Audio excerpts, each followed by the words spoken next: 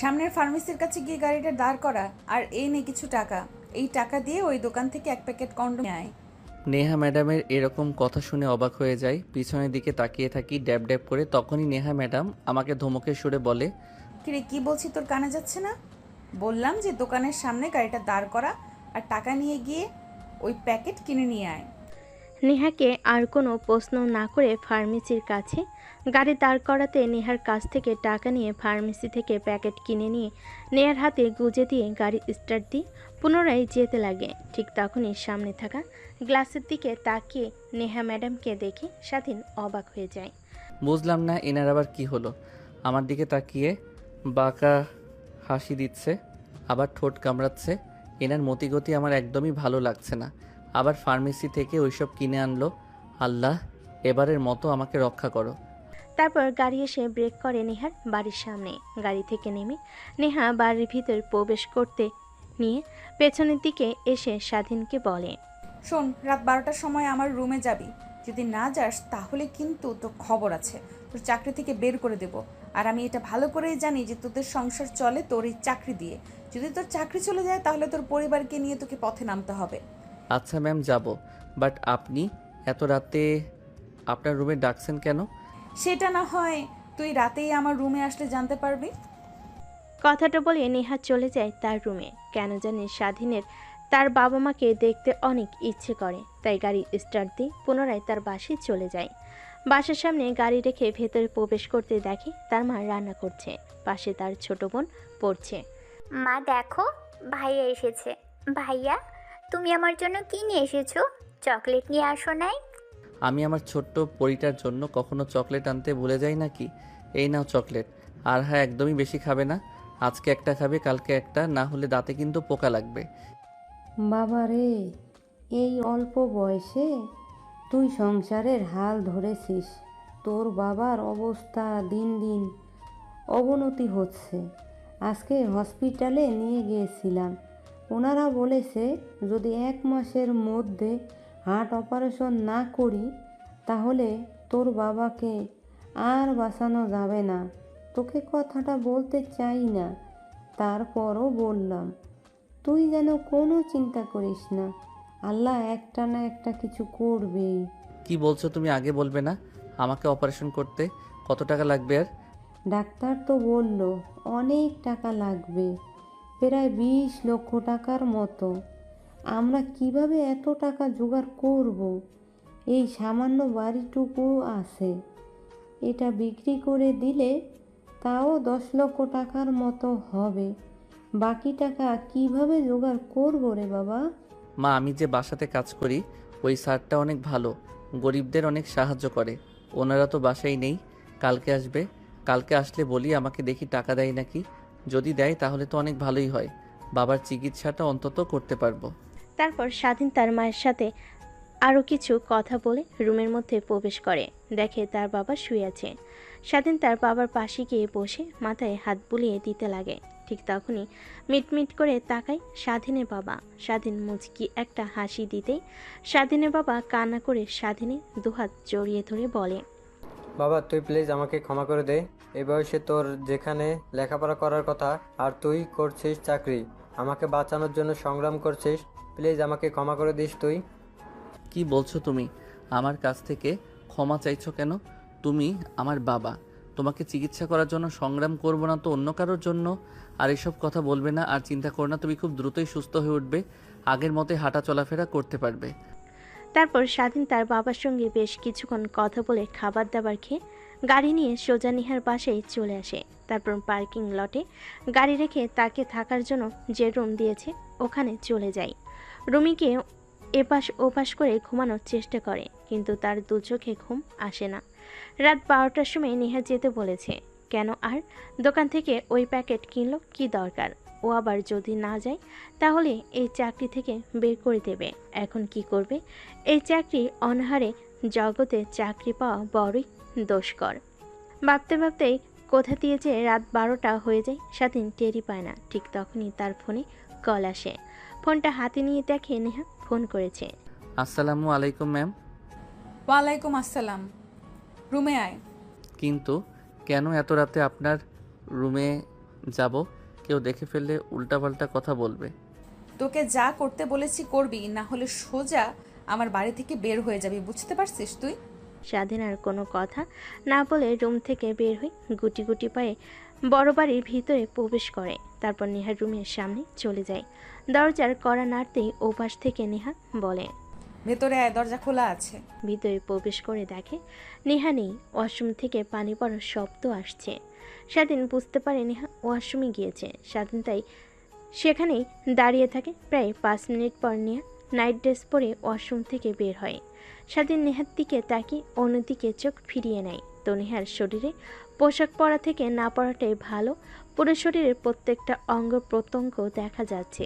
Ma'am, আপনি আমাকে এত রাতে আপনার রুমে আসতে বলেছেন কেন?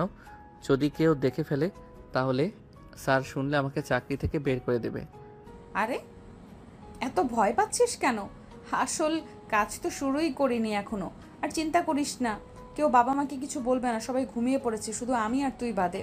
কথাটা বলেই নেহা স্বাধীনের কাছে চলে আসে। তারপর স্বাধীনের ঠোঁটে নেহা তার আঙ্গুল স্পর্শ করতে লাগে। স্বাধীন রীতিমতো ঘেমে একাকার হয়ে যায়।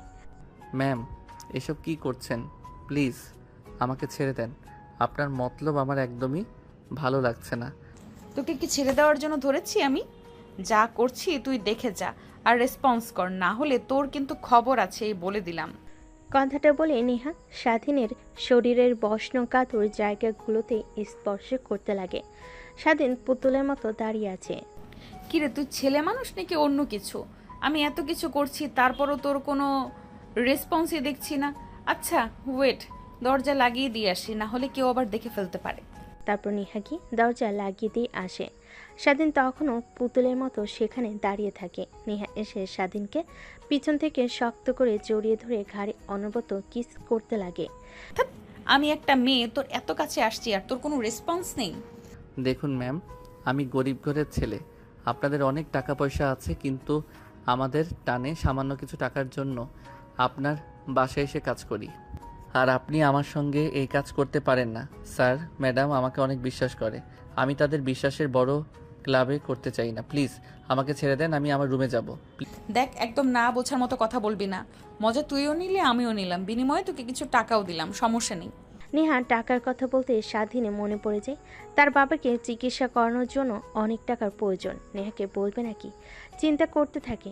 এটা দেখে নেহা বলে, কি ভাবছিস? দেখ, কেউ জানতে পারবে না, আমি আর তোর মধ্যে সীমাবদ্ধ হয়ে থাকবে, আর দুইজন অনেক এনজয় করতে পারবো। তোকে বিনিময়ে কিছু টাকাও দেব, তুই টেনশন নিস না, বাবা মা কেউ জানতে পারবে না। প্লিজ ম্যাম, আমাকে যেতে দিন। আমার বাবার চিকিৎসা করানোর জন্য অনেক অনেক টাকা দরকার, তাও আবার 1 মাসের মধ্যে। আমি যেভাবেই পারি টাকা জোগাড় করে আমার বাবার চিকিৎসা করাবই। প্লিজ আমাকে যেতে দেন। কথাটা বলে নেহার কাছ থেকে নিজেকে ছাড়িয়ে নেয় স্বাধীন। তারপর দরজা খুলে বাইরে বের হতে যাবে। ঠিক তখনই পেছন থেকে নেহা শার্টের কলার চেপে ধরে ঝাটকা টান দিতে স্বাধীন তাল সামলাতে না পেরে খাটের উপর গিয়ে পড়ে যায়। নেহা গিয়ে স্বাধীনের উপর বসে পড়ে। 2 হাত দিয়ে স্বাধীনের 2 হাত শক্ত করে ধরে ফেলে। আমার মনে আর দেহে আগুন লাগিয়ে দিয়ে তুই বাহিরে যাবি, তা তো আর হতে দেব না। আমাকে শান্ত করে তবেই যাবি, না হলে তোর খবর আছে। তুই যেহেতু কিছু করবি না, দেখ আমি কি করতে পারি। কথাটা বলে নেহা স্বাধীনের ঠোঁটের সঙ্গে ঠোঁট লাগিয়ে চুষতে লাগে। প্রায় 5 মিনিট পর নেহা স্বাধীনকে ছেড়ে দেয়। নিজেও হাঁপাতে লাগে, স্বাধীনও হাঁপাতে লাগে। তারপর স্বাধীনকে নেহা শক্ত করে জড়িয়ে ধরে বলতে লাগে, তুই কেন বুঝিস না? তোকে আমার খুব দরকার। আচ্ছা ওয়েট, তোর বাবাকে চিকিৎসা করানোর জন্য কত টাকা লাগবে? কেন, আপনি সেটা শুনে কি করবেন? বলতে বলেছি বলবি। এত রাগ দেখাচ্ছিস কাকে তুই? হ্যাঁ, ভুলে যাস না, আমি কিন্তু মারলে কি আর মেয়ে, তোকে চাইলে কিন্তু চাকরি থেকে বের করে দিতে পারি। 20 লক্ষ টাকা লাগবে, আর ভাবতেই পারতেছি না কিভাবে এই 1 মাসের মধ্যে 20 লক্ষ টাকা জোগাড় করব। তোর বাবার চিকিৎসা করানোর জন্য যত টাকা লাগবে আমি দেবো, বিনিময়ে তোকে আমার একটা কাজ করে দিতে হবে। নেহার মুখ থেকে এমন কথা শুনে স্বাধীন অবাক হয়ে যায়।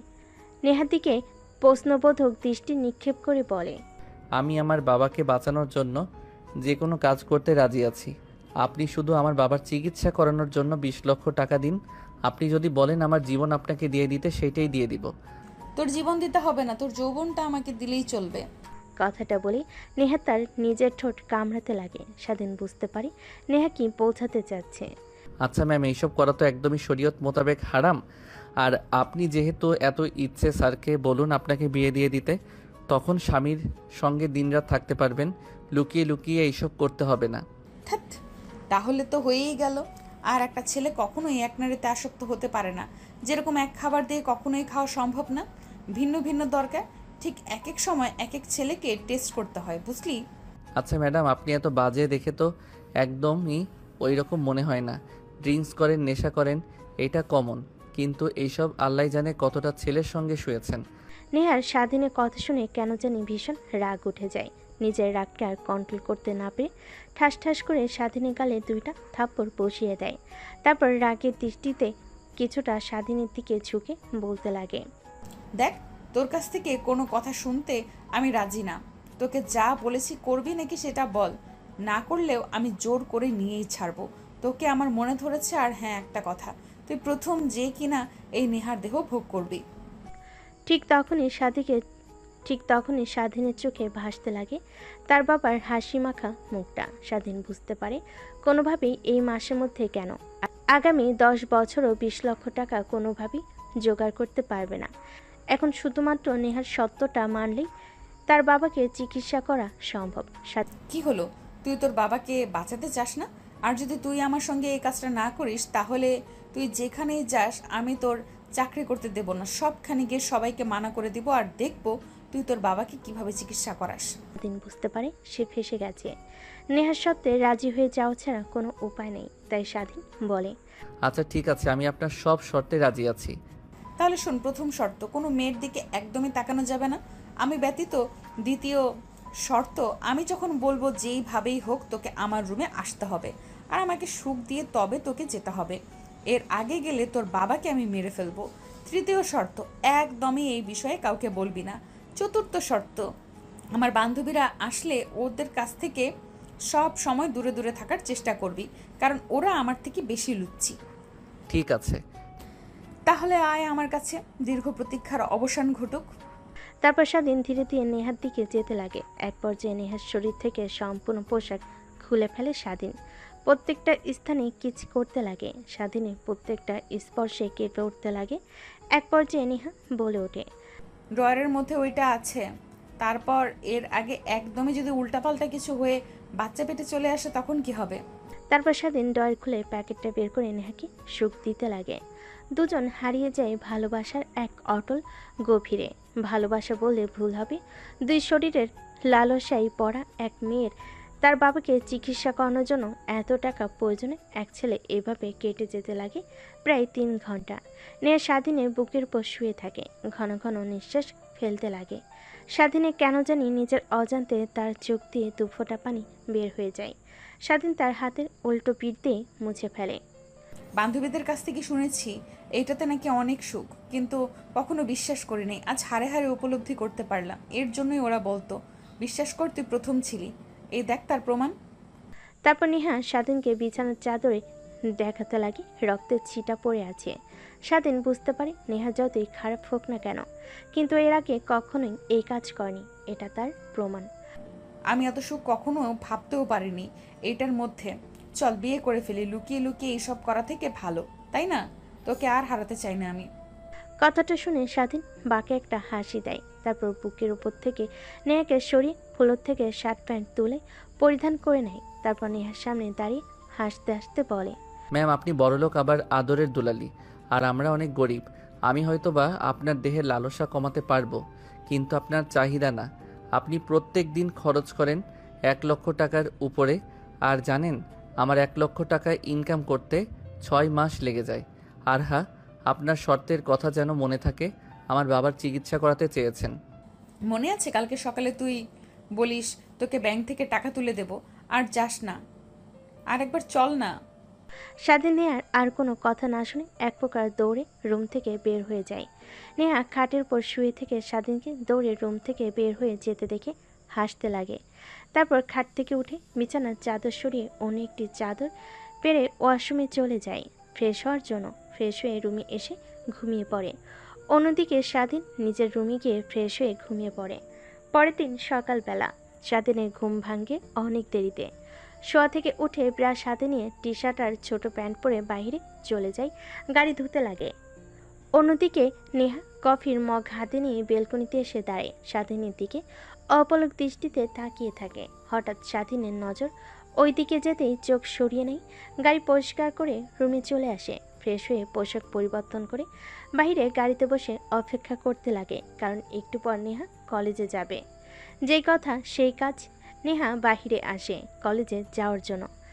আজকে অনেক লেট হয়ে গেল, একটু একটু তাড়াতাড়ি যাবি। ঠিক আছে ম্যাম। তারপর স্বাধীন গাড়ি স্টার্ট দিয়ে যেতে লাগে। নেহার কলেজের দিকে যাবার সময় স্বাধীন অনেকবার ব্যাক গ্লাসে লক্ষ্য করেছে নেহা তার দিকে তাকিয়ে থাকে। কলেজের বাইরে গাড়ি ব্রেক করতে নেহা থেমে যায়। শোন, 2টা ক্লাস করে বাসায় যাব, ভালো লাগছে না আমার। তুই এইখানেই অপেক্ষা করবি, কোথাও যেন না যাস, মনে থাকে যেন। ঠিক আছে ম্যাম। তারপর নেহা কলেজের ভিতর প্রবেশ করে। স্বাধীন সকালে না খাওয়াই অনেক ক্ষুধা লাগে, পাশে থাকা একটা দোকানে গিয়ে কলা পাউরুটি কিনে খেতে লাগে। অন্যদিকে নেহা কলেজে প্রবেশ করতে তার বান্ধবীরা নেহার দিকে এগিয়ে আসে। কিরে, কাজ হয়েছে কি? আর বলিস না, এত ভীতু যা বলার মতো না। হয়তো বা ওর প্রথম দিন ছিল, একটু খুব একটা মজা নিতে পারে নাই, রাখ সেই সকল কথা। চল ক্লাসরুমে যাই।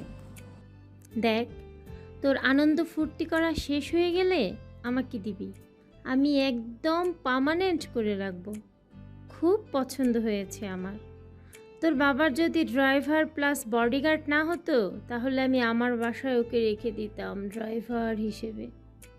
ওকে বাবা, তোদের কথা মাথায় থাকবে আমার।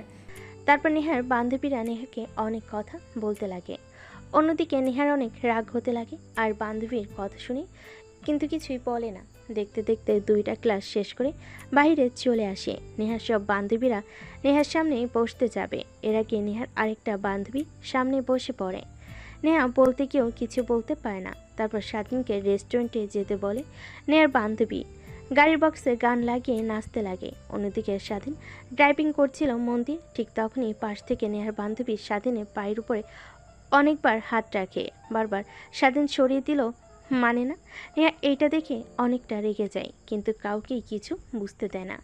রেস্টুরেন্টের সামনে গিয়ে গাড়ি ব্রেক করতে নেহা আর তার বান্ধবীরা সবাই বের হয়ে খাবার খেতে লাগে। তারপর খাওয়া দাওয়া করে সবাই যে যার বাসায় চলে যায়। নেহাকে নিয়ে স্বাধীন নেহার বাসার দিকে রওনা হয়। রাস্তার মধ্যে স্বাধীন ড্রাইভিং করতে করতে নেহাকে বলে, ম্যাম, সাথী ম্যামকে আর সামনে বসতে দিবেন না। ড্রাইভিং করতে অনেক ডিস্টার্ব করে। উনি শুধু আজকে নয়, পড়ার সময় উনি সামনে বসে আমার পায়ে হাত রাখে, অনেক বাজে বাজে ইশারা করে। আর ম্যাম, আপনি যে বললেন আমার বাবার চিকিৎসা করানোর জন্য টাকা দেবেন ব্যাংক থেকে তুলে। নেহার কথা মতো স্বাধীন ব্যাংকের সামনে গাড়ি ব্রেক করে। নেহা ব্যাংকের ভিতর ঢুকে প্রায় 20 মিনিট পর হাতে একটা ব্যাগ নিয়ে বের হয়। স্বাধীনের দিকে এগিয়ে দিয়ে বলে, ঠিক আছে, ওকে বলে দেব তোর সঙ্গে আর যেন ওই ব্যবহার না করে। আর সামনের ব্যাংকটাতে ব্রেক কর, তোকে টাকা উঠিয়ে দিচ্ছি। এই ব্যাংকের ভেতরে 20 লক্ষ টাকা আছে, তোর বাবাকে চিকিৎসা করাবি। আর শোন একটা কথা, তোকে যে আমি এতগুলো টাকা দিয়েছি কেউ যেন জানতে না পারে। ঠিক আছে ম্যাম, আপনি অনেক বড় উপকার করলেন আমাকে। আচ্ছা ম্যাম, আপনাকে একটা কথা বলি, রাগ না করলে। আচ্ছা বল, রাগ করবো না। আপনি তো পারলেই আমাকে এমনিতে এতগুলো টাকা দিতে পারতেন, তাহলে অযথা অবৈধ সম্পর্ক করার মানে কি ম্যাডাম? দেখেন, আমি টাকা পাওয়ার পর এটা বোঝাতে চাচ্ছি না যে আপনার শর্ত মানতে নারাজ, কিন্তু একটা কথাই বলবো, এই পৃথিবীতে চিরকাল বাঁচবেন না, একদিন না একদিন মরে যেতে হবে। তখন আল্লাহর কাছে গিয়ে কি জবাব দেবেন? স্বাধীনের কথা শেষ না হতেই স্বাধীনের ফোন বেজে ওঠে। মায়ের নাম্বার দেখে নেহার কাছ থেকে পারমিশন নিয়ে রিসিভ করে কানের কাছে ধরতে ওপাশ থেকে কান্নার কণ্ঠ শুনতে পায়। স্বাধীন তড়িঘড়ি করে গাড়ি ব্রেক করে নেহার সিট বেল্ট পরে, তেমন কিছু হয় না। বাবা, কই তুই? তোর বাবা কেমন যেন করছে, বুকে 2 হাত দিয়ে চেপে ধরেছে আর নিঃশ্বাসটি নিতে কষ্ট হচ্ছে তার। প্লিজ বাসায় আয়। আচ্ছা মা, আসছি আমি এখনই। তারপর স্বাধীন অশ্রুসূচক দৃষ্টিতে নেহার দিকে তাকিয়ে বলে, ম্যাম, প্লিজ কিছু মনে করবেন না। আপনি কি হেঁটে বাসায় যেতে পারবেন? আমার বাবা অনেক অসুস্থ, তাকে নিয়ে এখন যদি হাসপাতালে না যাই তাহলে মারা যাবে সে। অনুগ্রহ করে যদি আপনাদের গাড়িটা আমাকে দিতেন তাহলে বাবাকে হাসপাতালে ভর্তি করে আপনার বাড়িতে গাড়ি দিয়ে আসতাম। প্লিজ ম্যাম, না বলবেন না। এই অল্প সময়ের মধ্যে আমি অ্যাম্বুলেন্স কিংবা গাড়ি জোগাড় করতে পারবো না। আরে না, সমস্যা নেই, চল আমিও যাব তোর সঙ্গে তোর বাড়িতে। তোর বাবাকে হসপিটালে ভর্তি করে তবে তোর সঙ্গে বাসায় ফিরবো। তারপর স্বাধীন তার চোখের পানি মুছে গাড়ি স্টার্ট দিয়ে চড়ে যেতে লাগে তার বাড়ির দিকে। একটু পর স্বাধীন বাসায় চলে আসে। দরজা দিয়ে ভিতরে ঢুকে স্বাধীন তার বাবাকে পা জকলা করে বাইরে নিয়ে আসে। তারপর গাড়ির ভিতর বসিয়ে দিয়ে স্বাধীন মা তার বাবাকে জড়িয়ে ধরে স্বাধীন তার ছোট বোনকে যাওয়ার সময় বলে, বোন, তুই থাক, আর বাবাকে নিয়ে চিন্তা করতে হবে না। আমি বাবার অপারেশনের জন্য টাকা জোগাড় করেছি। তুই বাড়িটার দিকে একটু লক্ষ্য রাখিস। একটু পরে এসে তোকে হসপিটালে নিয়ে যাব আমি। স্বাধীনের কথা শুনে তার ছোট বোন মাথা ইশারা দিয়ে হ্যাঁ বোঝায়। তারপর স্বাধীন গাড়ি স্টার্ট দিয়ে চলে যায় সোজা হসপিটালে। স্বাধীন গাড়ির পিছন থেকে তার বাবাকে বের করে সোজা আইসিইউতে চলে যায়। ভিতরে ভর্তি করে দিয়ে অপারেশন করার জন্য টাকা কাউন্টারে জমা দিয়ে দেয়। অপারেশন থিয়েটারের সামনে পায়চারি করতে লাগে স্বাধীন। 5 ঘন্টা পর আইসিইউর রুমের মধ্যে থেকে একটা ডাক্তার বেরিয়ে আসে। স্বাধীন তড়িঘড়ি করে ডাক্তারের কাছে গিয়ে বলে, আঙ্কেল, আমার বাবা এখন কেমন আছে? তোমার বাবা একদম বিপদমুক্ত আছে, আর সময় মতো অপারেশন করাইয়ে তোমার বাবার কন্ডিশন একদম আগের মতো হয়ে যাবে। কোনো টেনশন করো না। আর একটু পর তুমি আমার কেবিনে আসো, কিছু মেডিসিনের নাম লিখে দিই, ওইগুলো সময় মতো খাওয়ালে আশাবাদী তোমার বাবা খুব শীঘ্রই সুস্থ হয়ে যাবে।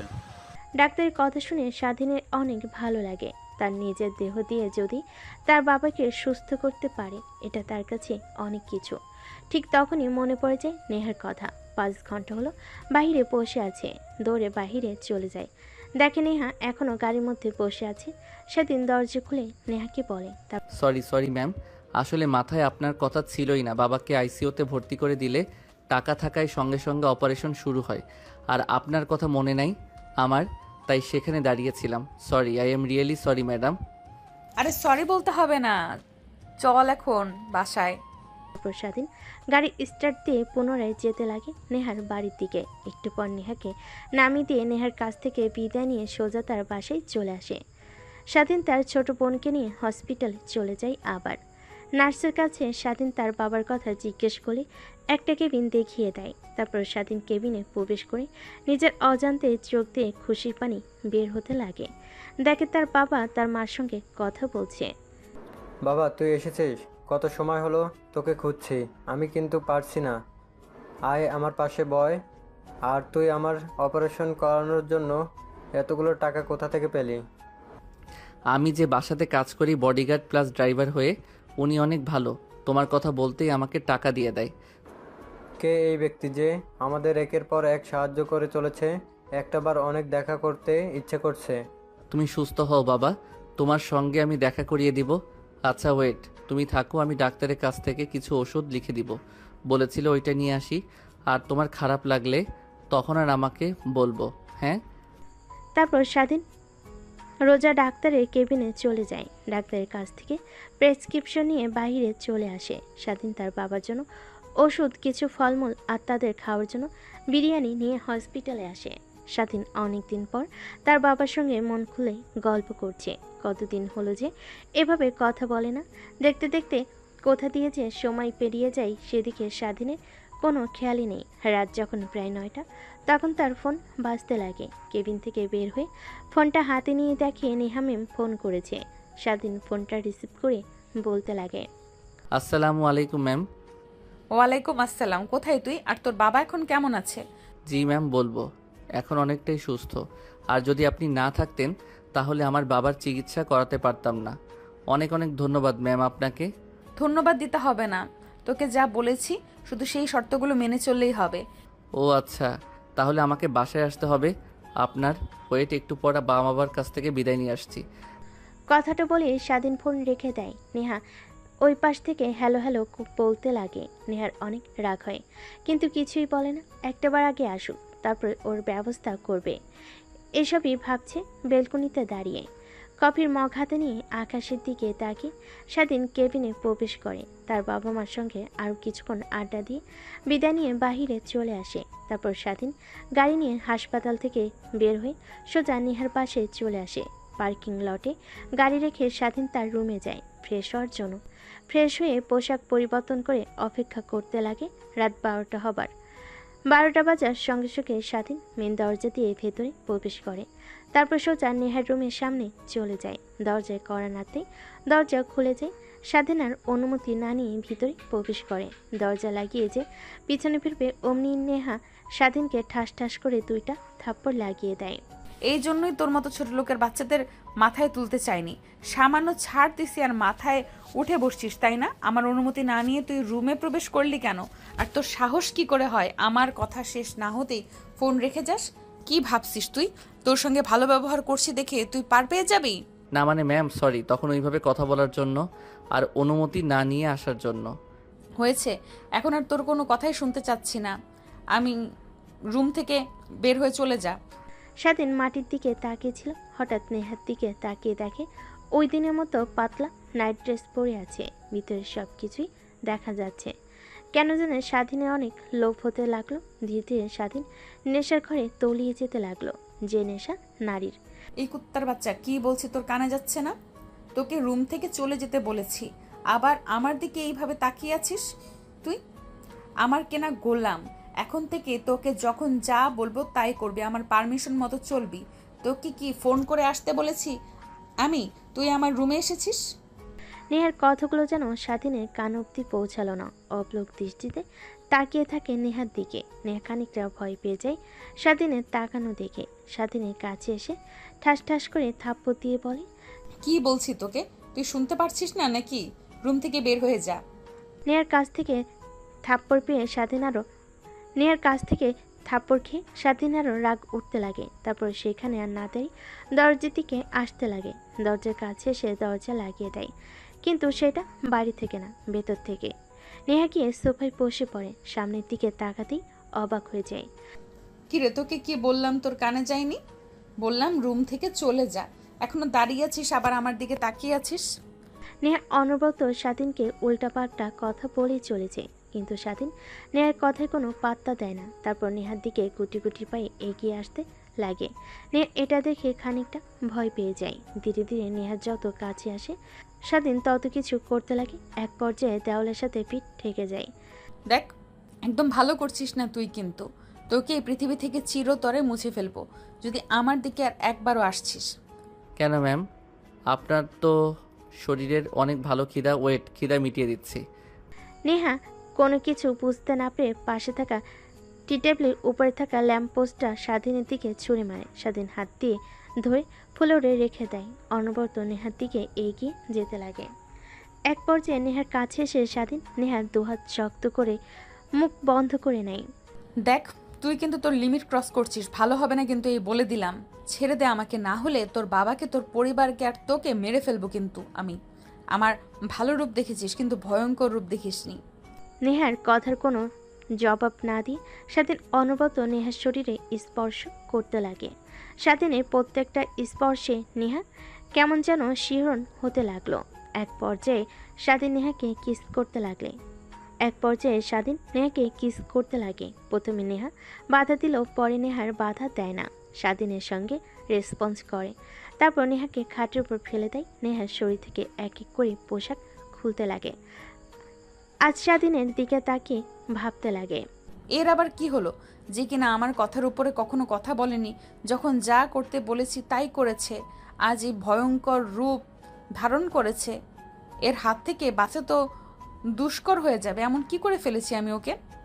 তারপর স্বাধীন ও নেহাকে শক্ত করে জড়িয়ে ধরে নিমিষেই দুজন হারিয়ে যায় ভালোবাসার এক অতল গভীরে। প্রথমে নেহা বাধা দিলেও পরবর্তীতে আর বাধা দেয় না। পরের দিন সকালবেলা নেহা নিজেকে আবিষ্কার করে স্বাধীনের বুকে। নেহার কেন যেন অনেক ভালো লাগা কাজ করে। শোয়া থেকে না উঠে স্বাধীনকে শক্ত করে জড়িয়ে ধরে আবার ঘুমিয়ে পড়ে। অন্যদিকে স্বাধীনের ঘুম ভাঙতে নেহাকে তার শরীর ওপর থেকে সরিয়ে স্বাধীন সোজা তার রুমে চলে আসে আর ভাবতে লাগে, দেখ কালকে আমার কি হয়েছিল। নেহা ম্যামের সঙ্গে একদমই কাজটা ঠিক করা হয়নি।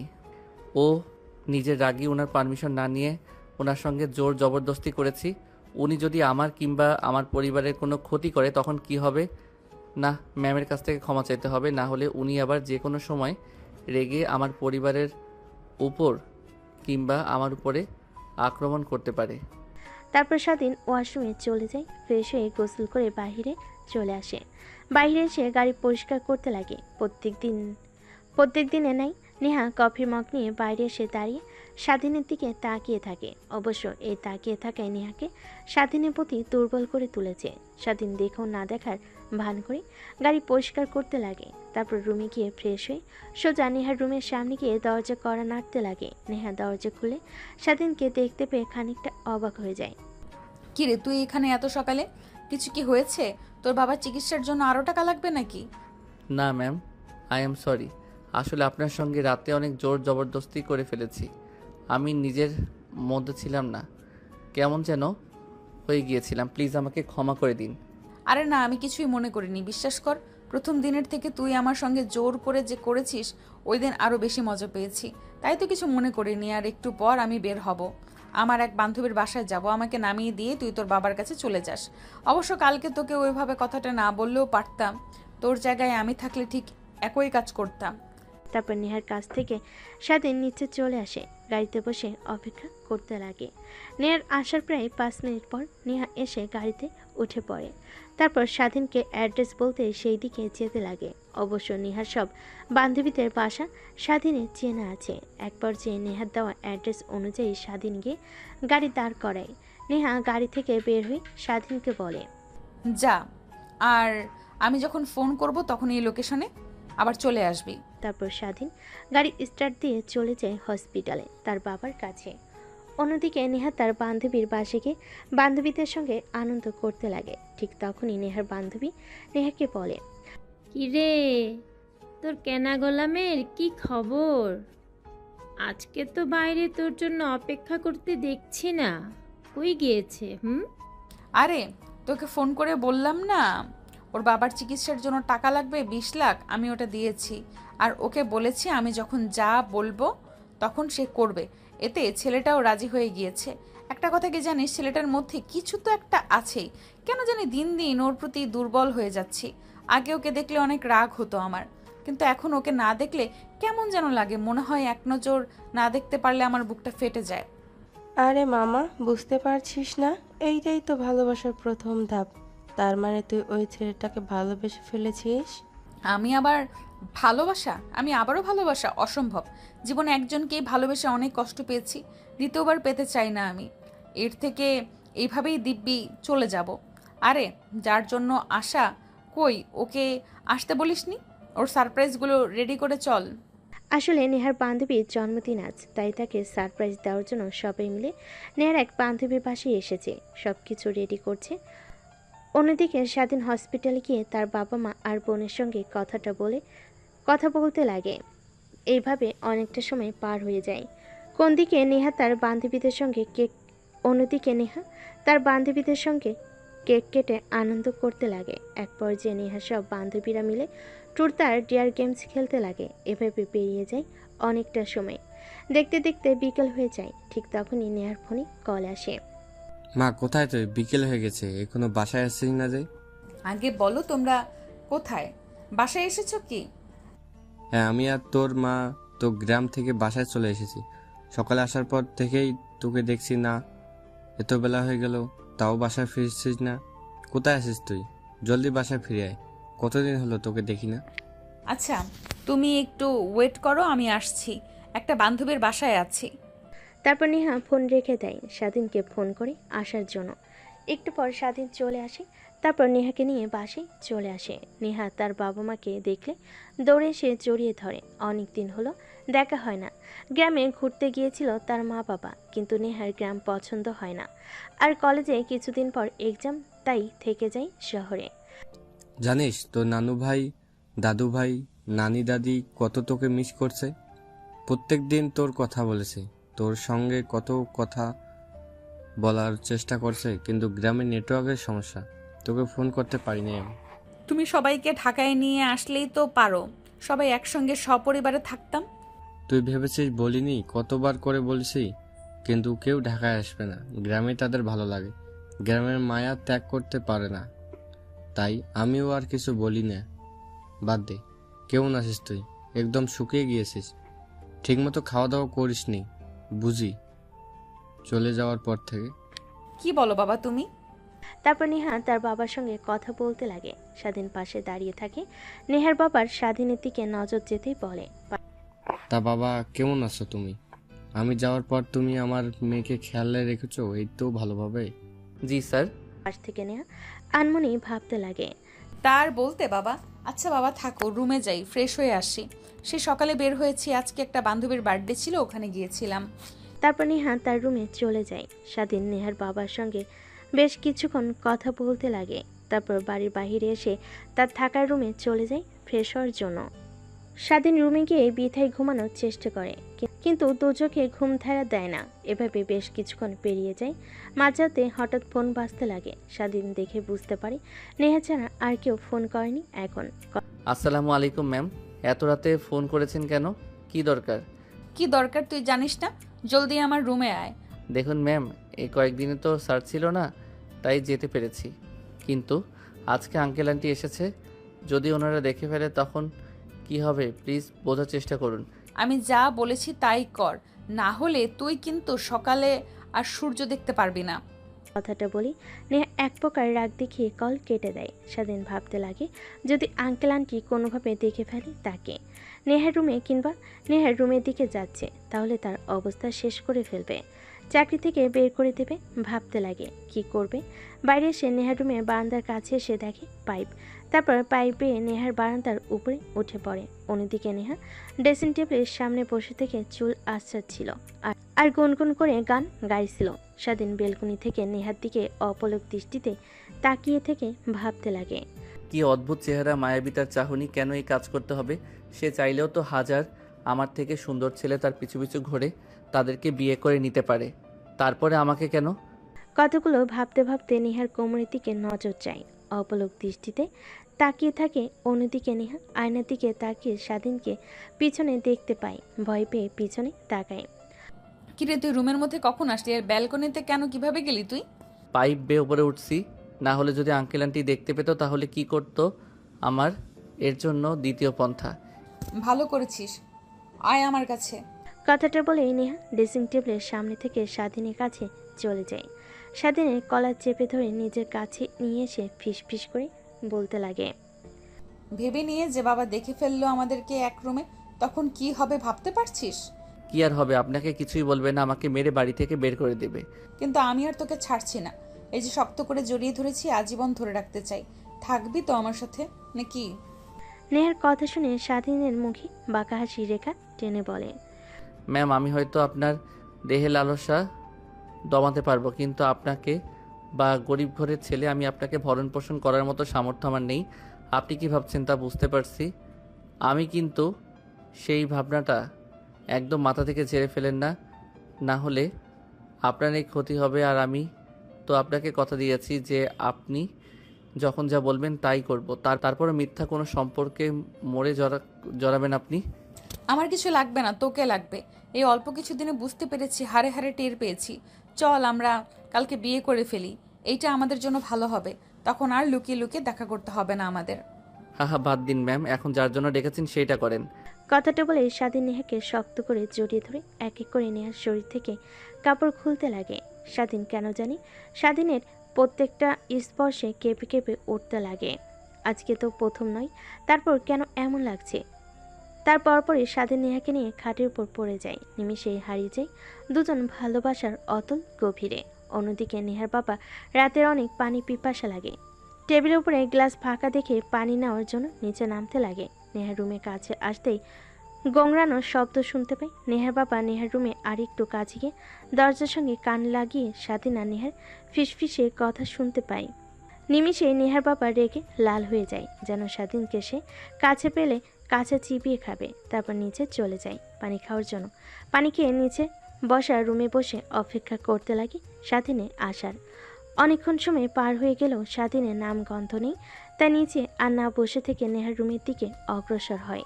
নেহার রুমে গিয়ে দরজায় কড়া নাড়তে লাগে। কোন দিকে স্বাধীন ক্লান্ত হয়ে নেহার উপরে শুয়েছিল। ঠিক তখনই দরজার কর্নারের ধ্যান ভেঙে যায় দুজনেই। তারপর তড়িঘড়ি করে নেহার উপর থেকে উঠে পড়ে স্বাধীন। ফ্লোর থেকে প্যান্ট আর শার্ট নিয়ে পরিধান করে নেয়। নেহ তাড়াতাড়ি পোশাক পরে নেয়। দরজার কাছে গিয়ে স্বাধীন বেলকনির পাইপ দিয়ে নেমে যেতে বলে দরজা খুলে দেয়। হাম ফালাতে ফালাতে নেহা তার বাবাকে বলে, কি হয়েছে বাবা? এত রাতে তুমি? কি কোনো সমস্যা হয়েছে? আরে না মা, কিছুই হয়নি। ঘুমা, এমনি দেখলাম ঘুমিয়েছিস কি না তুই। কথাটা বলে নেহার বাবা নেহার রুমে উকি মারে। দেখে নেহার কাঁথার অবস্থা এলোমেলো। নেহার বাবা বুঝতে পারে, তাই নেহার রুমের সামনে থেকে চলে আসে। তার রুমে গিয়ে বেলকনিতে দাঁড়ায়। ঠিক তখনই দেখতে পাই স্বাধীন নিচ দিয়ে হেঁটে যাচ্ছে। নেহার বাবার অনেক রাগ হয়, কিন্তু বুঝতে দেয় না। নেহা দরজা আটকে স্বস্তির একটা নিঃশ্বাস ফেলে এভাবে পেরিয়ে যায় রাতটা। পরের দিন সকাল হতেই নেহার বাবা তার রুম থেকে বের হয়ে বাইরে চলে আসে। স্বাধীন গাড়ি পরিষ্কার করছিল। ঠিক তখনই পাশ থেকে নেহার বাবা পত্রিকা হাতে নিয়ে পড়তে পড়তে স্বাধীনকে উদ্দেশ্য করে বলে, একটা জিনিস কি, আমি ছোট থেকে কখনো কাউকে অবহেলা করিনি, সবাইকে ভালোবেসেছি। তোমাকে বিশ্বাস করে আমার বাড়িতে থাকতে দিয়েছি। একটা কথা মনে রাখবে, কখনো তোমার বিশ্বাসে অমর্যাদা করো না, তাহলে ওই দিনেই হবে তোমার শেষ দিন। কথাটা মনে রেখো। আর শুনলাম তোমার বাবা নাকি অসুস্থ, চিকিৎসা করানোর জন্য অনেক টাকা লাগবে। তুমি নাকি চিকিৎসা করিয়েছো, এত টাকা কোথা থেকে পেয়েছো তুমি? নেহার বাবার কথা শুনে স্বাধীন আমতা আমতা করে বলে, না মানে আঙ্কেল, মানে মানে করতে হবে না, যা সত্যি তাই বলো। আমি সত্যিকে অনেক ভালোবাসি, কিন্তু মিথ্যা কথা একদমই সহ্য করতে পারি না। মানে স্যার, নেহা ম্যামকে কথাটা বলতেই আমাকে টাকা দেয়, কিছু শর্ত দেয়, সেটা না বলি। সেই টাকা দিয়ে বাবার চিকিৎসা করেছি। নেহা ম্যাডাম বলেছে আমি এই বিষয়টা কাউকে যেন না বলি। আচ্ছা যাও, ঠিক আছে, আমি কাউকেই বলবো না। তারপর নেহার বাবা রুমের মধ্যে চলে যায়। ভাবতে লাগে স্বাধীনকে চাকরি থেকে বের করে দেবে কিনা। কিন্তু তখনই তার পরিবারের কথা মনে আসে। স্বাধীন একমাত্র পরিবার চালানোর জন্য টাকা উপার্জন করে, তাকে যদি বের করে দেয় তার পরিবার পথে এসে নামবে। এইসব ভাবতে লাগে। ঠিক তখনই নেহার মা পিছন থেকে বলেন, আসো, খাবার রেডি করছি। আর এমনিতেও ডাক দাও, খাবার খেয়ে যা, মেয়েটা এত বেলা অবধি ঘুমায়। তারপর নেহার বাবা নেহার রুমে কর্নারতে দরজা খুলে দেয়। দেখেন নেহা গোসল করে চুল শুকাচ্ছে। তারপর নেহা তার বাবার সঙ্গে কিছু কথা বলে নিচে চলে আসে খাবার খাওয়ার জন্য। টেবিলে বসে খাবার খাচ্ছিল। ঠিক তখনই নেহার বাবা বলতে লাগে, নেহা মা, তোর জন্য একটা বিয়ের সম্বন্ধ এসেছে। আমি রাজি হয়েছি। আমার বন্ধুর ছেলে বিদেশ থেকে লেখাপড়া করে বাংলাদেশে এসেছে। অনেক শিক্ষিত আর ভদ্র একটা ছেলে। আমি কথা বলেছি ছেলেটার সঙ্গে, অনেক ভালো লেগেছে আমার।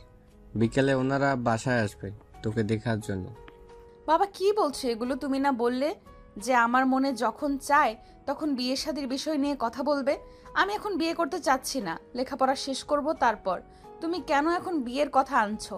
আর সামনের মাসে তো আমার এক্সাম শুরু হবে, তাহলে এই সপ্তাহ থাকা এখন আর হচ্ছে না। দেখ, আমি আমার বন্ধুকে কথা দিয়েছিলাম যে তার ছেলে বিদেশ থেকে আসলে তোর আর ছেলেটার সঙ্গে বিয়ে দিয়ে দেবো। তাই আর বেশি দিন অপেক্ষা করতে চাচ্ছি না। আমার বন্ধুর বাড়ি থেকে তোদের কলেজ অনেক কাছে, তোর কোনো অসুবিধা হবে না। কিন্তু আমি এখন বিয়ে করব না, সাফ সাফ বলে দিলাম। তারপরেও যদি তোমরা এই বিষয়টা নিয়ে সামনে এগো তাহলে আমাকে হারিয়ে ফেলবে তোমরা। কথাটা বলে নেহা খাবারের প্লেট ফ্লোরে ছুঁড়ে মারে। তারপর খাবারের টেবিল থেকে উঠে তার রুমে চলে যায়। নেহার মা নেহার বাবাকে উদ্দেশ্য করে বলে, কি হয়েছে তোমার? নেহাকে বিয়ে দিয়ে দেওয়ার জন্য এত উঠে পড়ে লেগেছো কেন? মেয়েটা তো এখনো অনেক ছোট, সবেমাত্র ইন্টার থার্ড ইয়ারে লেখাপড়া করছে। আর একটু লেখাপড়া করুক, আর একটু ম্যাচিওর হোক, সংসারের কিছুই বুঝবে না এখনো। তুমি তো তোমার মেয়ের দিকে কোনো নজর রাখো না, রাতে কি করে সে জানো? তারপর নেহার বাবা নেহার মাকে শুরু থেকে শেষ পর্যন্ত বলে তার মেয়ের কুকর্মের কথা। এখন বলো, এই বিষয়টা যদি বাইরে জানাজানি হয়ে যায় তাহলে আমাদের কি হবে? মান সম্মান ধুলে মিশে যাবে। সামান্য একটা বডিগার্ড হয়ে আমার মেয়ে, আমার বলতেও লজ্জা লাগে। স্বাধীনকে তো কখনো এরকম মনে করিনি। অনেক ভালো ছেলে, আমার সামনে আসলে সব সময় মাটির দিকে তাকিয়ে থাকতো। ওর নজরে কখনো আমি কুদৃষ্টি দেখিনি। কিন্তু কেন এমনটা করলো? এর মাঝে তোমার মেয়ের নিশ্চয়ই কোনো ষড়যন্ত্র আছে। না হলে ছেলেটাকে চাকরি থেকে বের করে দেওয়ার ভয় দেখিয়েছে, না হলে অন্য কিছু। স্বাধীনের বাবা অসুস্থ হয়তো বা ওনার চিকিৎসা করানোর জন্য টাকা দিয়ে স্বাধীনকে কিনে নিয়েছে। আমার মনে হয় কি ছেলেটাকে যদি বুঝিয়ে বলি তাহলে নিশ্চয়ই বুঝতে পারবে। রাতে তুমি একটাবার ওকে রুমে আসতে বলো আমাদের, তারপর ওকে বোঝালে ঠিকই বুঝতে পারবে। তাই করতে হবে, তারা ছাড়া দ্বিতীয় কোনো উপায় দেখছি না আমি। তারপর নেহা রেগে রুমে চলে যায়। পোশাক পরিবর্তন করে কাঁধে ব্যাগ নিয়ে কলেজে যাওয়ার জন্য বাইরে চলে আসে। স্বাধীনকে ফোন করতে স্বাধীন খাবার খাওয়া বাদ দিয়ে হাত ধুয়ে চলে আসে গাড়ির কাছে। দরজা খুলে দিতে নেহা ভিতরে প্রবেশ করে। স্বাধীন গাড়ি স্টার্ট দিয়ে কলেজের দিকে যেতে লাগে। কলেজে যাব না, কাজী অফিসের দিকে চল। ঠিক আছে, কিন্তু ম্যাম কাজী অফিসে যাবেন কেন? কারোর কি বিয়ে? হ্যাঁ, বিয়ে আমার আর তোর। হ্যাঁ, ভালো কি? কথাটা বলে স্বাধীন জোরে সোরে গাড়ি ব্যাক করে। নেহা তার হাত দিয়ে কপাল বাঁচিয়ে নেয়। স্বাধীন পিছনের দিকে তাকিয়ে বলে, ম্যাম কি বলছেন এসব? মাথা ঠিক আছে আপনার? আমি সামান্য একটা ছেলে আর আপনি মালিকের মেয়ে। এই সম্পর্কটা কখনো মানার নয়। আর আঙ্কেল আন্টি শুনতে পারলে অনেক কষ্ট পাবে তারা, প্লিজ না। আজ পর্যন্ত আমি যা চেয়েছি তাই পেয়েছি। তুই জানিস আমার বিয়ে ঠিক করেছে বাবা তার বন্ধুর ছেলের সঙ্গে। আমি তোকে ছাড়া অন্য কাউকে বিয়ে করতে পারবো না। তুই আমার প্রথম, তো তুই আমার শেষ। ম্যাম এখন আপনি আবেগের মধ্যে আছেন, যখন আবেগ ফুরিয়ে যাবে তখন আবার ঠিক হয়ে যাবেন। আমি বলি কি, এই বিষয়টা নিয়ে এখন না ভাবাই উচিত। চলেন বাসায় যাই। বাসায় গিয়ে আপনি রেস্ট নেন, তারপর না হয় ভেবে নিয়েন। ভাবা ভাবি শেষ। তোকে যা করতে বলেছি তাই করবি। কাজী অফিসে যাবি, আমাকে বিয়ে করবি। তোর কি মনে নেই আমি যে তোকে শর্ত দিয়েছিলাম আমার কথা তোর মানতে হবে? হালে হলে তোকে যা করতে বলি না কেন। কিন্তু ম্যাম বিয়ের মতো একটা পবিত্র সম্পর্ক নিয়ে এভাবে না খেলা উচিত না। এতে আপনার আর আমার দুজনের ক্ষতি হবে। লোক সমাজে আপনার বাবা মামা মুখ দেখাতে পারবে না, আপনিও পারবেন না। আপনার বান্ধবীদের সামনে গিয়ে কি বলবেন আমার স্বামী একটা বডিগার্ড? এইটা নিয়ে তোকে একদমই ভাবতে হবে না। আমি সব বান্ধবীদেরকে ফোন করে কাজী অফিসে আসতে বলেছি, ওরা অপেক্ষা করছে। তাড়াতাড়ি চল। আর যদি আমাকে বিয়ে না করিস তুই, তাহলে তোর বাবা এখনো হসপিটালে ভর্তি আছে। আমি একটা কল করার সঙ্গে সঙ্গেই তোর বাবাকে বের করে দিবে হসপিটাল থেকে। তারপরে কি হবে তুই তো বুঝতেই পারছিস। না ম্যাডাম প্লিজ না, আপনি যা করতে বলবেন তাই করব, তাও আমার বাবার কোনো ক্ষতি করবেন না। কিছু করতে হবে না সোনা, এখন শুধু আমার সঙ্গে কাজী অফিসে যাবে আর আমাকে বিয়ে করবে, তাহলেই তোমার চলবে। তারপর নেহার এক প্রকার জোড়াজড়িতে স্বাধীন কাজী অফিসের সামনে চলে যায়। সেখানে আগে থেকে নেহার সব বান্ধবীরা অপেক্ষা করছিল। গাড়ি বের করতে নেহার সব বান্ধবীরা এগিয়ে আসে। কিরে, কি হয়েছে তোর? আচমকা ফোন করলি আর বললি কাজী অফিসে বিয়ে করব। কাকে বিয়ে করবি? কাউকেই তো দেখছি না। কেন? এই যে এটাই তোদের দুলা ভাই। স্বাধীনকে দেখে কথাগুলো বলে নেহা। নেহার বান্ধবীরা সবাই অবাক হয়ে নেহার দিকে বড় বড় দৃষ্টিতে তাকায়। কি শেষমেশ তুই বডিগার্ডকে বিয়ে করবি? হ্যাঁ করব, তাতে তোদের কোনো সমস্যা আছে? আমাকে থাকতে বলতে পারি। তোদেরকে যার জন্য ডেকেছি সেটা কর, আমার বিয়ের সাক্ষীদের ভেতরে। তারপর নেহা স্বাধীনের হাত ধরে কাজী অফিসের মধ্যে চলে যায়। নেহার বান্ধবীরা নেহার পিছন পিছন কাজী অফিসে প্রবেশ করে। তারপর বিয়ের কার্যক্রম শেষ করে স্বাধীনকে কবুল বলতে বলে কবুল বলে না। নেহা স্বাধীনের দিকে তাকাতেই কবুল বলে ফেলে। এভাবে বিয়ের কাজকর্ম শেষ হয়ে যায়। নেহার বান্ধবীরা বাহিরে দাঁড়ায়। তারপর নেহার বান্ধবী নেহাকে বলে, বিয়ে তো করলি, নে ঠিক আছে, এবার আমাদের ট্রিট দে। চল রেস্টুরেন্টে চল, তোদেরকে মন ভরে আজকে খাওয়াবো। তারপর এক এক করে সবাই গাড়িতে উঠে বসে। সাথীর সামনে বসতে গেলে নেহাকে পিছনে বসতে বলে নেহা গিয়ে সামনে বসে পড়ে স্বাধীনের কাছে। তারপর সোজা রেস্টুরেন্টে চলে আসে। এক এক করে সবাই নেমে রেস্টুরেন্টের মধ্যে ঢুকে যায়। স্বাধীন গাড়িতে বসে থাকে। নেহা এটা দেখে রেখে স্বাধীনকে গাড়ির ভেতর থেকে কলার চেপে ধরে বের করে নিয়ে আসে। কিরে, তোকে ইশারা দিয়ে বললাম না আয়, তারপরেও তুই এখানে বসে আছিস কেন? আপনারা যান ম্যাডাম, আমি যে কি করব এর থেকে বাহিরে গাড়ির মধ্যে বসে অপেক্ষা করি। যান, আপনারা গিয়ে আনন্দ করেন। নেহা স্বাধীনের কথা শুনে অনেক রাগ হয়। ঠাস ঠাস করে দুইটা থাপ্পড় লাগিয়ে দিয়ে বলে, ভুলে যাস না এখন তুই আমার কিন্তু স্বামী। আগে ছিলি বডিগার্ড, কিন্তু এখন পুরোটাই ভিন্ন। সব সময় আমার সঙ্গে থাকবে। আর আজ থেকে ম্যাম একদমই বলবি না, নাম ধরে কিংবা বউ বলে রাখবি।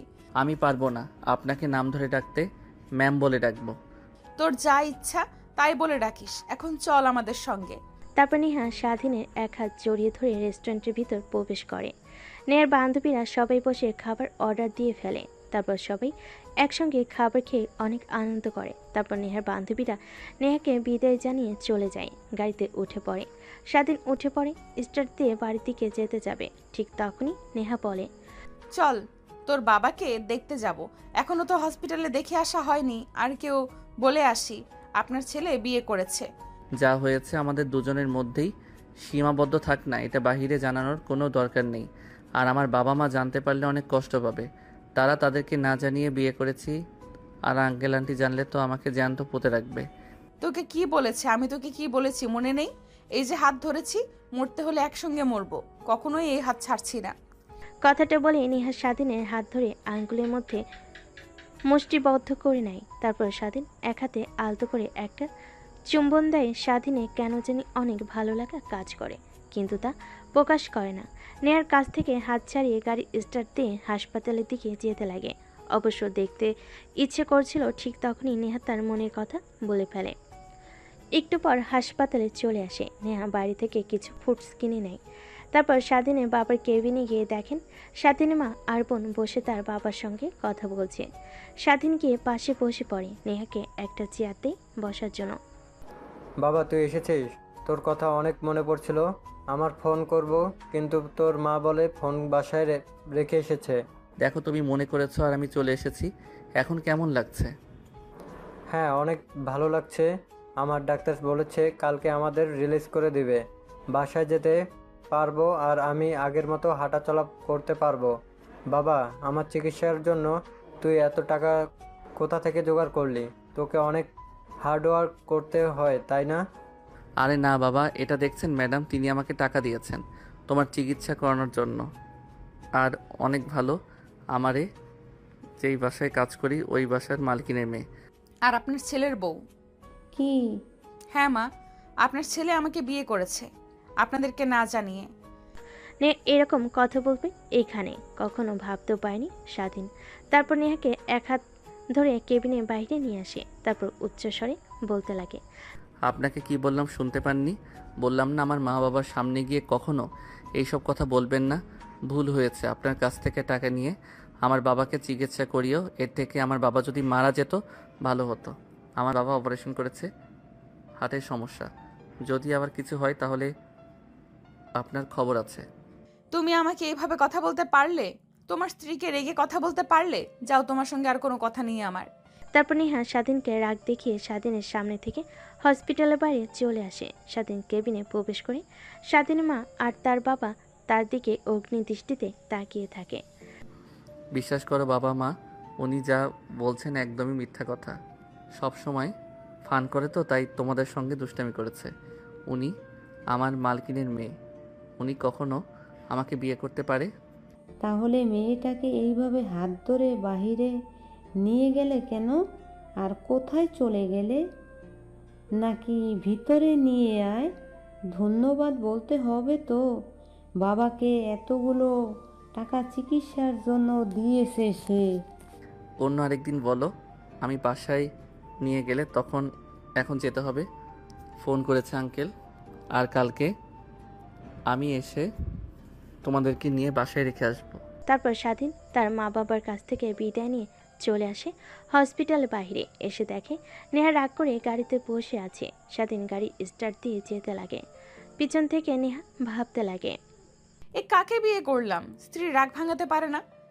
তারপর স্বাধীন গাড়ি চালাতে চালাতে বলতে লাগে, জানি না ম্যাম কিসের জন্য আমাকে বিয়ে করেছেন, কিন্তু কখনোই আমার কাছ থেকে স্বামীর অধিকার আশা করবেন না। হ্যাঁ, এটা আশা করতে পারেন আপনার শারীরিক চাহিদা পূরণ করতে পারবো, কিন্তু কখনো স্বামীর যে ভালোবাসা ওইটা কখনো আমার কাছ থেকে পাবেন না আপনি। কেন জানি স্বাধীনের বলা কথাগুলো নেহার বুকে তীরের মতো বেঁধে, কিন্তু স্বাধীনকে কিছু বলতে দেয় না। মন মারা হয়ে যায় স্বাধীনের কথা শুনে। একটু পর গাড়ি এসে ব্রেক করে বাড়ির সামনে। গাড়ি থেকে নেমে সোজা রুমে চলে যায়। দরজা লাগিয়ে দিয়ে কান্না করতে লাগে। জীবনে কখনো কাউকে ভালোবাসলাম না, এত ছেলে আমার পেছনে ঘুরলো, কখনো কাউকে পাত্তাও দিলাম না, শেষমেশ এমন একজনকে ভালোবাসলাম যে কিনা কখনো আমাকে মেনে নিতে পারবে না। মানবে কি করে? আমি তো তাকে সামান্য টাকা দিয়ে দেহের লালসা মিটিয়েছি। অনেক বাজে মেয়ে, আমাকে হিসেবে সে চেনে, কখনো স্ত্রী হিসেবে মানতে পারবে না। এইটা তো যে কোনো ছেলেই। কথাটা ভেবে নেহা কান্না করতে লাগে। অন্যদিকে নেহার মা মেয়েকে রেখে রুমে গিয়ে দরজা আটকে দিতে দেখে নেহার মা রুমের সামনে এসে দরজায় কড়া নাড়তে লাগে, কিন্তু নেহা দরজা খোলে না। এক পর্যায়ে নেহার মা অনেক ভয় পেয়ে যায়। তারপর নেহার বাবার কাছে গিয়ে বলে, নেহা এই যে শুনছো, নেহা রুমে এসে দরজা লাগিয়ে দিয়েছে। এত টাকাটাকি করছি কিন্তু দরজা খুলছে না। কি হয়েছে তুমি একটু আবার দেখো তো। বাবা কথাটা শুনে অনেক ভয় পেয়ে যায়, দৌড়ে নেহার রুমের সামনে চলে যায়, দরজায় কড়া নাড়তে লাগে। ওই পাশ থেকে নেহা নিজেকে সামলে নিয়ে বলে, আমি একদম ঠিক আছি, তোমরা যাও, আমাকে একটু একা থাকতে দাও। তুমি একটা কাজ করো, স্বাধীনকে ফোন করে আসতে বলো। ও তো নেহার সঙ্গে সারাক্ষণ থাকে, কি হয়েছে ওর কাছ থেকে জানতে পারবে। স্বাধীন বাধ্য ছেলের মতো নেহার বাবার রুমে আসে। নেহার বাবা ও স্বাধীনের কাছে এসে বলে, দেখো বাবা, তোমাকে আমার ছেলের মতো মানে, তোমাকে চাকরি দিয়েছে। তোমার দুর্দশা দেখে আমার তোমার কথা শুনে এবং তোমাকে দেখে এখনো আমার অনেক ভালো লাগে। তুমি মনোযোগ দিয়ে কাজ করো। কি করি বলো? নেহার কি হয়েছে? রুমে এসে কান্না করছে কেন? স্যার, আপনাদেরকে সব কথা বলবো, প্লিজ আমাকে চাকরি থেকে বের করে দিবেন না, তাহলে আমার পরিবারের না খেতে পেয়ে মারা যাবে। আর আমি নেহা ম্যামের কাছ থেকে দূরে দূরে থাকবো, উনাকে ডিভোর্স দিয়ে দিব। স্বাধীনের কাছ থেকে এরকম কথা শুনে নেহার বাবা মা অবাক হয়ে যায়।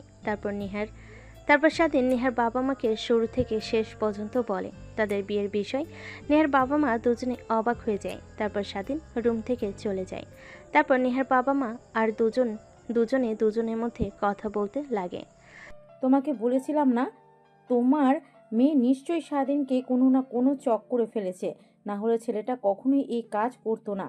দেখেছো, আমার কথা সত্যি হলো।